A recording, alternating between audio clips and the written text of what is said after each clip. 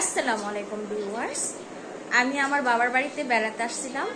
এখন বাবার বাড়িতে দুদিন থাকলাম, এখন আবার শ্বশুর বাড়িতে চলে যাচ্ছি। তো বাবার বাড়িতে আসলে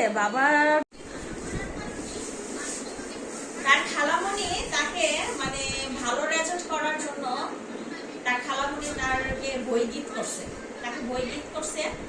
তো দেখি তার খালামণি তাকে কি কি বই দিল। গাইড বই হিসেবে যেগুলো দরকার, অ্যাডভান্স বই থেকে শুরু করে এগুলো সবকিছুই তার খালামণি আমার মেয়েকে দিছে। তো খালামণির কাছে সব সময় আমার মেয়ে, আমার ছেলে সবসময় গিফট পায়। তো বইটা মূলত দেওয়া হয়েছে, খালামণি বইগুলা দিছে যাতে সামনে থেকে আরো ভালো রেজাল্ট ভালোভাবে করতে পারে।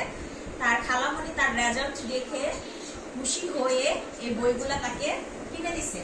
এখানে মূলত মনে করেন 1 2 3 4 5 6 6টি গাইড বই আর অ্যাডভান্স বই এখানে দুটো।